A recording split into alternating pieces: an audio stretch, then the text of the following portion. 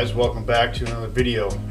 Today we're going to do the frog video that I've been promising the past, I don't know how many, 3, 4, maybe 5 videos.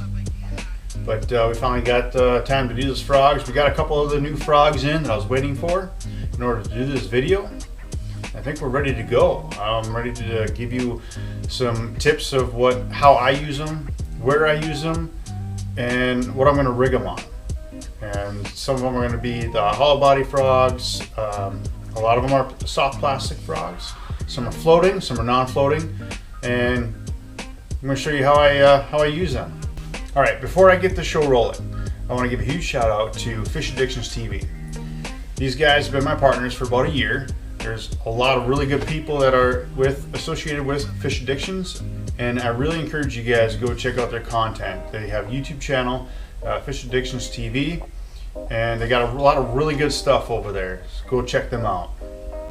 First off, what we're going to do is I'm going to show you the hollow body frogs. These are the frogs that I started out fishing, and these are the frogs that I encourage anybody to start using when you're first starting to use a topwater lure. They're weedless. You can throw them anywhere. Just make sure you got the right line and rod. Line is very important, so is the rod. So what I'm thinking about what you need for the line is you need a minimum of 40 to 50 pound. I'll throw a 40 pound if I'm trying to get distance. But if you're trying to get distance on a weedless frog and you've thrown in a bunch of weeds, like pads, you got a long distance, a lot of line out, and they get down deep in those pads. You're going through a lot of pads just to get that thing out of there.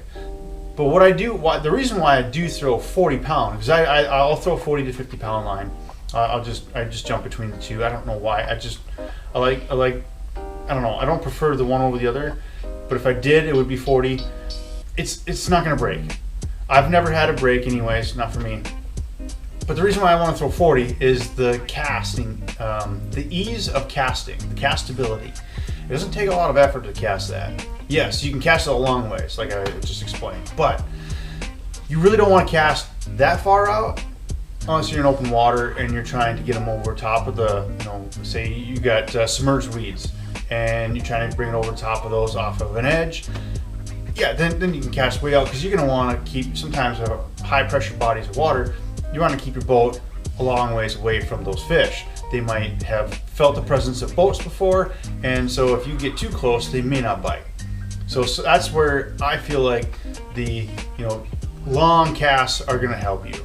If you're going to throw a long cast into like 100 feet of pads, and you get a bite 100 feet out, good luck getting that fish in. I mean, you can do it, but it's going to be a battle. And you may actually have to put your boat in 4-wheel drive and go in there and just rip and tear and slam bam, thank you ma'am, all those weeds, all right? So, and you might lose the fish within all that excitement too. But what I'm realizing is hollow body frogs,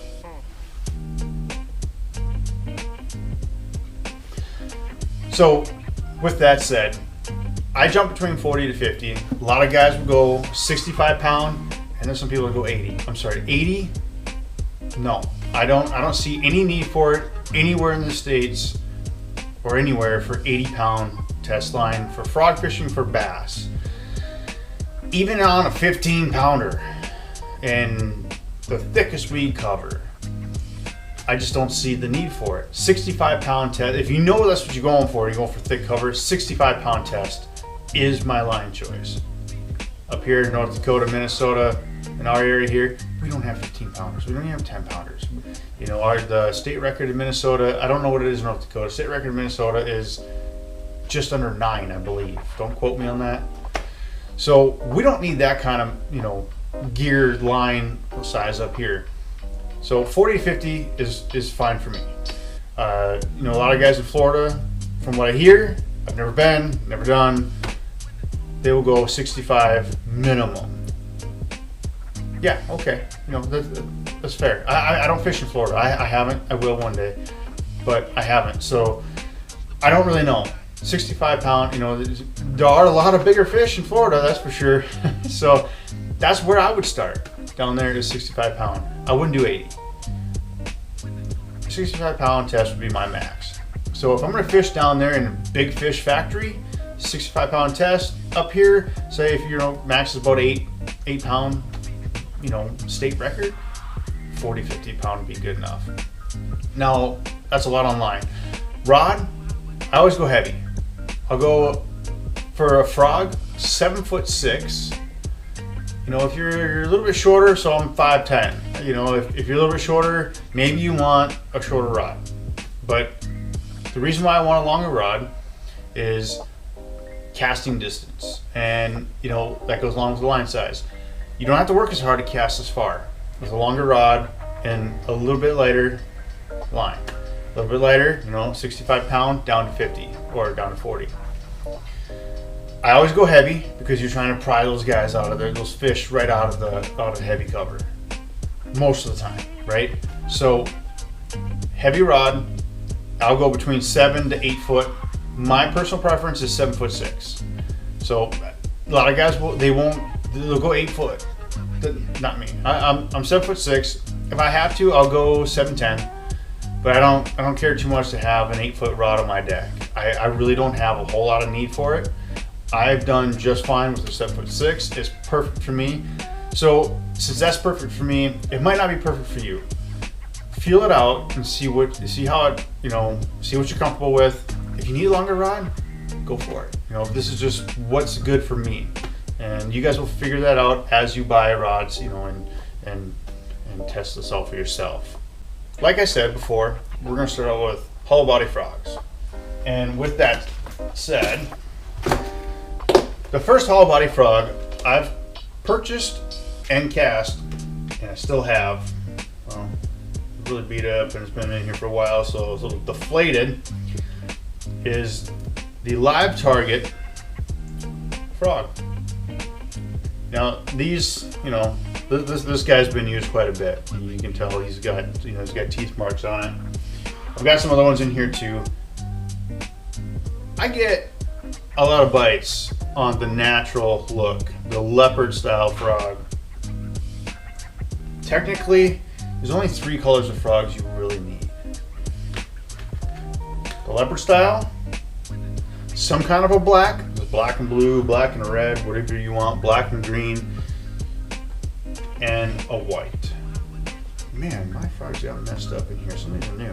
And a white, okay? So, and all 3 of these are Live Target frogs. Good frogs. Now, those aren't the first frogs that I'm gonna grab to throw. And I'll explain why, as I'm putting these away. The issues I had with Live Target frogs, they're good frogs, they've caught me a lot of fish. The thing is the body is soft, that's good, because when it's softer, now, it's supposed to look like that, okay? It looks like this because I had it jammed in this box for a while. These are my backup frogs. But, you know, it's supposed to be up there. So, this is softer. So, when they clamp down onto the frog, it's easier for them to close their mouth on it. And when you set the hook, it's easier for those hooks to penetrate their mouth. It's great. But I've had these after, I don't know, a handful of catches start to take on water. Take on water meaning they fill up on water. And then when they do that, you don't get the right action. You can't walk the dog side to side. And then when you cast it out there, it starts to sink. You don't want that to happen, especially when you're throwing it on pads, because it'll start to sink before it comes to the pad. And then when you're trying to come it over, it gets stuck on the end, and then you lose your action. Well, maybe that'll, you know, get a reaction bite. But I haven't had a lot of success with that when that happens. The other thing is, so here's a little tip that I'm sure, you know, if you've been around bass fishing and topwater lures, you've heard this before. This isn't anything new. I'm not, you know, pulling something out of my secrets book here. I don't have a secrets book, to be honest with you. But okay, well so these are Guggen frogs. The filthy frogs, I do like these. I've caught a number of fish on these. I need to throw them a little bit more, you know, but look at the legs. See the legs? So this is how they come naturally in the package, just like a lot of other frogs. And this is what I trim. I trim my legs down. What that does is, number one, it helps you walk the dog a little bit better, so they can go side to side a little bit better. The other thing, what it does is it gives less of a target down here. See that? It gives less of a target underneath. So when they're sitting there, you know, sometimes with the bass, I've had them come up and just, you know, right here. Well, if the legs are less and they're shorter, there's less of them to go after, and it gives you more chance of them grabbing the hook instead of the legs. So that's another thing that I will do in order to try to get a few more bites. So those are the frogs that I originally started with. Now you can get, you know, your popping frogs too. You know, they got a cup mouth there. You know, those aren't a secret either. You can get those. You know, just about any frog manufacturer. You know, I mean, just about any frog manufacturer. I have Guggen frogs. I've got lab target frogs, and you know, just about any frog manufacturer is going to work. It's just the quality of frogs, like the body, and whether or not it's going to take on water and all that stuff. So that's a little bit of in-depth of my hollow body frogs, where I started, what I throw. Where am I going to throw those? I'm going to throw those anywhere. They're weedless, right? Throw them anywhere. Throw them under trees. You can do it in open water. However, what I will do more often is I'm going to fish more open water. I'm going to fish open or above submerged weeds. I will throw like the popping style frog, the one that's got the cup in the mouth. So when you twitch it, it makes a small splash. So that will attract them up out of the weeds too. If they're down in there, bring them up and they'll attack it. So those are my hollow body frogs. Next, what we're going to do is we're going to look at the soft plastic, solid soft plastic frogs. They call them buzz toads. I don't know, whatever they call them. They call them a bunch of different names. There's a lot of different kinds of toads, frogs out there that soft plastic. You know, like so. This one, this happens to be the Guggen Baits Explode Toad, soft plastic. It's got a thick body on there. It's really good. It throws, you know, you put on what I will use is either a 3/0 or a 4/0 screw lock hook. So you can put the screw lock in there and hook, and you want to try and get it as far back as you can, right back into here. And why? So when the fish come up and bite it, better chance for them you're going to get that hook instead of just grabbing the legs. And I have a few different kinds of these soft plastic frogs, and I'm going to explain why. Okay, we got floating and we got sinking. The Explode Toads from Guggen are sinking.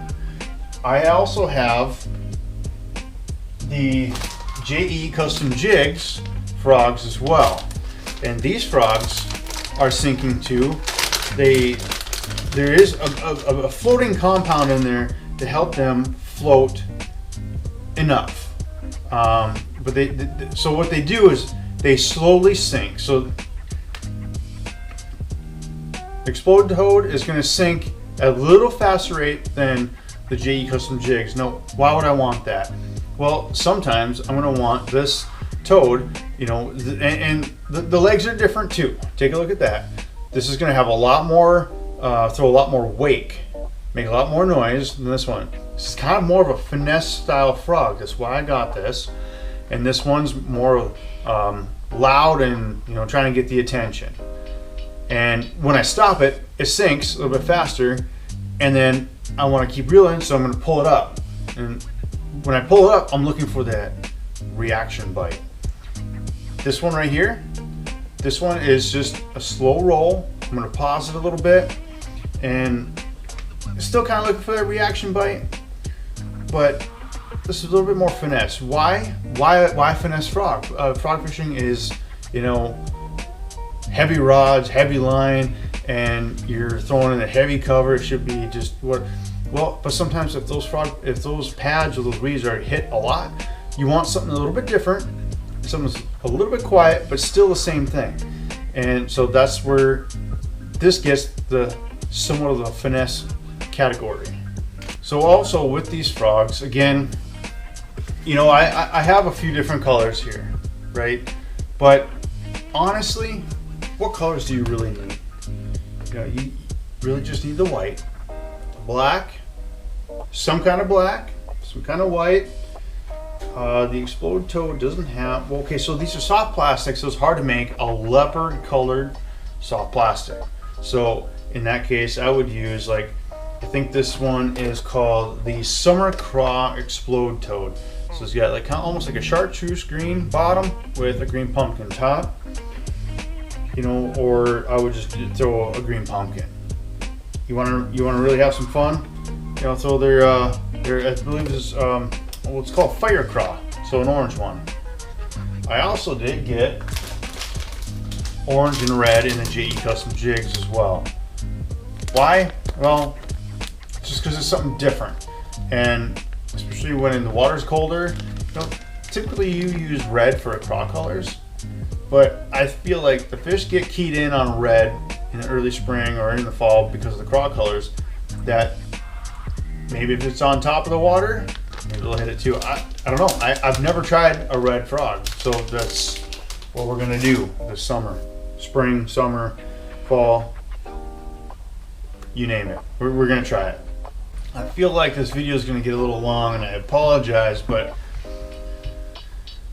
there's a lot to talk about with frogs. So with this frog, the Guggen Explode Toad, this guy is going to take, I think I already said it, a 4-aught or a 3-aught screw lock hook. Now if you're going to go without the screw lock hook and you're just going to go like your typical like wide gap hook, it's going to change. The size is going to change. You're going to need to upsize.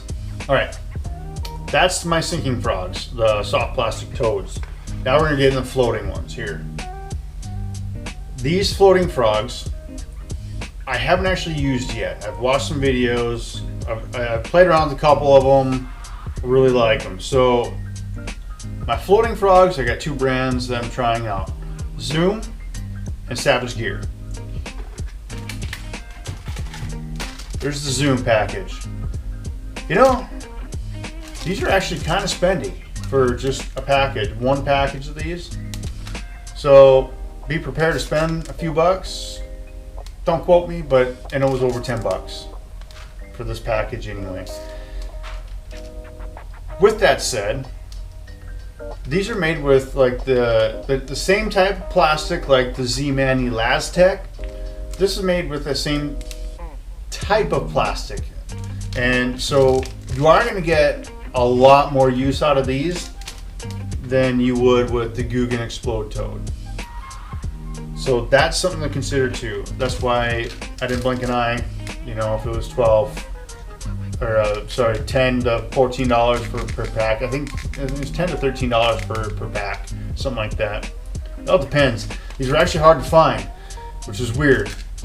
Actually, I can't remember. One of these colors was hard to find. I don't know which one, but I got 3 colors: black, white, and leopard. The cool thing about these is their leopard plastic actually looks somewhat like a leopard frog. So that's pretty cool. You know, when you're moving it in the water like that and you're going, right?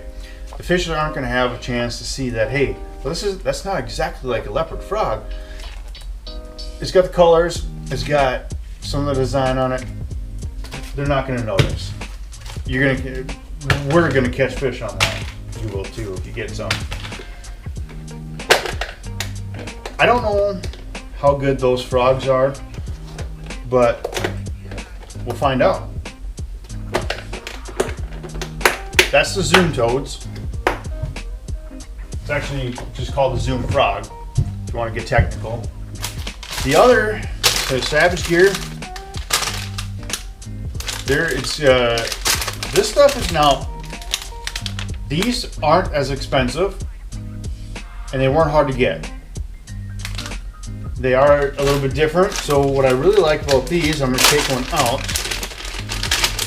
This is also made with the same type of plastic as the Z-Man and the Z-Man Elastech. So, you know, they're gonna take a lot of beating. Look at that. It's gonna take a lot of beating. Here's the thing. Look at how these look. A lot of Savage Gear frogs, they look super realistic. Or not frogs. The Savage Gear baits, they look really realistic. So they actually, these look really, well, realistic. I mean, how often do you see a black frog, right? But really, like, they've got little, they got the eyes and the body, like the texture of the body, it all looks pretty darn real. Like they did it right. This is a little bit smaller, so we're gonna be looking at probably about a 3/0 hook, screw lock hook for this guy here. And it's got, what I really like about these is, look at this cavity on the belly. Good hook cavity. Why do I like that? Because when you set the hook, it's gonna suck that down and it's gonna get more hook into the fish. It's less body to be pushed on the hook. These also have a certain scent to them too, which I don't know if it works, but it smells like it might. Oh, I almost forgot. Each pack comes with its own hook. I mean, you get a package with frogs and a hook, you're set. All you need is your rod and your line. We are going to be using these quite often to see how they work, because if they work really well, these are going to be my frog of choice. I really like the way that they look. I like the way they feel. I love that Elastech. The price point, love that too. Now, like with the other frogs, you only need a few colors, right? Black, white. Technically, those are the only two colors you should really need. But I always get like either a leopard, or I'll get something kind of like a green pumpkin, or I don't even know what this one. What is this one called? This isn't really a green pumpkin. It's something different. Oh, it's called mud bug. So just something like that. If they don't have a leopard, just to try out. But you know, I'll do a video on these in the spring and summer. You know, we'll test them out, and I'll give you my full thoughts on what I think of them. I really see myself using a lot of the Savage Gear frogs for floating frogs, and the JE Custom Jig frogs, you know, for the non-floating ones. And you know, so these have a slow rate of fall, so these aren't sinking out of sight. But the reason why I see that is because my buddy here at JE Custom Jigs, I've caught a lot of fish on a lot of his plastics. He's got a lot of jigs too, and everything he's got that I've been using has been like top notch. It catches fish. So if you watch some of my videos, my previous videos of fishing videos, I catch a lot of stuff, a lot of fish. And I say fish, not just bass, because I've caught walleye and I've got pike, all on a lot of his stuff. I mean, I don't exclusively only use his stuff. I mean, I do use Guggen Bait stuff too, and you know, I've got Zoom as well. But JE Custom Jigs, check him out. His link is in my description. He doesn't have a website, but he's got an Instagram account, and just hit him up. Instagram, Facebook, hit him up, and get yourself some of these. These things are good. I mean, not just the frogs, you know, his craws, and we're gonna do a video. I just bought a bunch of his stuff here too. I bought a bunch more to restock, and I got some cool little nuggets too, some new stuff from him. I'm gonna do a separate video for that because there's a lot to it. I mean, we're already at, you know, this video's already getting kind of long. All right, guys, that's gonna do it for the frog video. I hope you guys enjoyed this. If you haven't already, like, comment, subscribe. You know, in the comments, I do try to read them all. I try to respond to them all. If I don't, I'm sorry. But let me know what your guys' thoughts are on this video, what you use for frogs. If you don't, or if you're just getting into it, did this help you? A lot of the hooks that I'm going to use for these, hollow body frogs, they come with the hooks, right? But with the soft plastic frogs, they'll typically tell you on the package what you need. A lot of times it's either going to be a 3/0 hook or a 4/0 hook, and it's usually going to be a wide gap or just your standard wide gap hook or a screw lock hook. Why a screw lock hook?